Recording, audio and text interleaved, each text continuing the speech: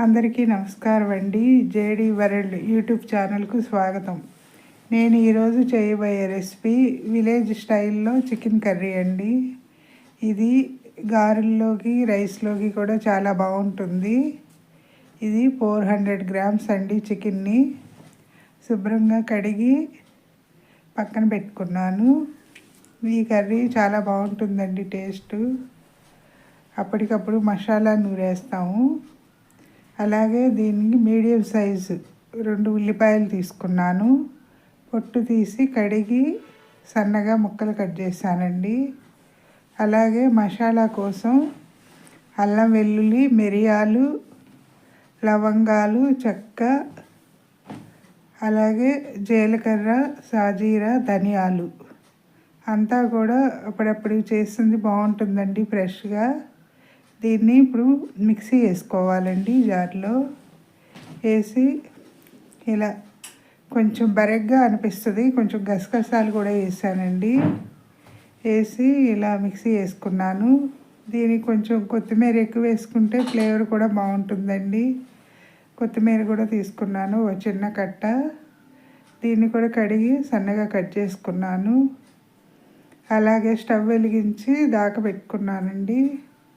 ఇప్పుడు దీనికి ఈ కర్రీ చేసుకోవటానికి తగినంత ఆయిల్ వేసుకోవాలి.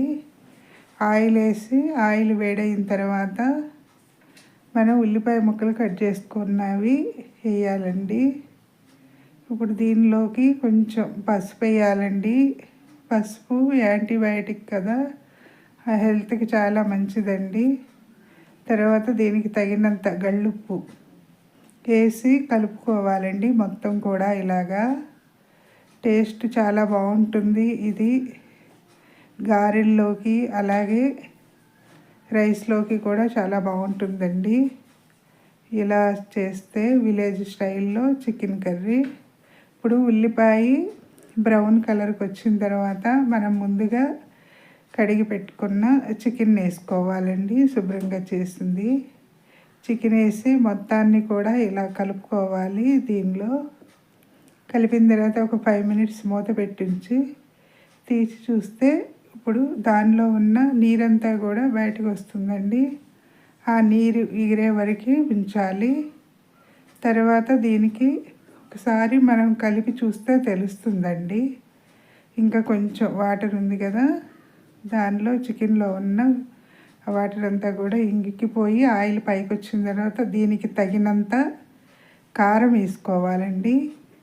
అలాగే మనం ఫ్రెష్గా చేసిన అల్లం వెల్లుల్లి, గరం మసాలా అంతా కూడా ఒకేసారి చేశాను కదా ఫ్రెష్గా, ఆ మసాలా వేసి మొత్తం కూడా కలుపుకోవాలండి. దీనిలో కలిపిన తర్వాత దీనికి తగినంత మనం వాటర్ వేసుకోవాలండి. మన గ్రేవీతో కూడా ఉంటుంది కర్రీ. ఇప్పుడు మనం కడిగిన తర్వాత అది మిక్సీలో ఉన్న ఇంకా మసాలా ఏమైనా ఉంటే కూడా అందులో ఉంటుంది కదా, దానిలో కొంచెం వాటర్ పోసి కలిపి మనకు ఎంత కావాలో అంత వాటర్ వేసుకోవాలి. వేసిన తర్వాత మూత పెట్టాలండి. ఒక 10 మినిట్స్ అయితే అయిపోతుంది. ఇప్పుడు ఒకసారి కలిపి చూడాలి. ఇలా ఆయిల్ పైకి వచ్చిన తర్వాత ఒక 5 మినిట్స్ ఉంచితే సరిపోతుందండి.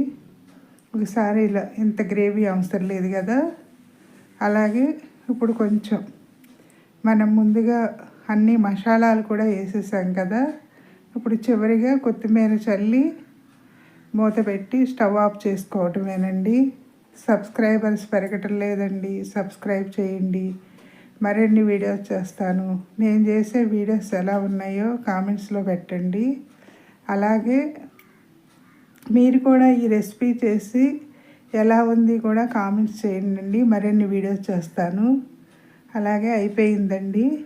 విలేజ్ స్టైల్లో చికెన్ కర్రీ అయిపోయిందండి. నచ్చితే లైక్ చేయండి, షేర్ చేయండి, సబ్స్క్రైబ్ చేయండి. మీ లక్ష్మీ కుమారి.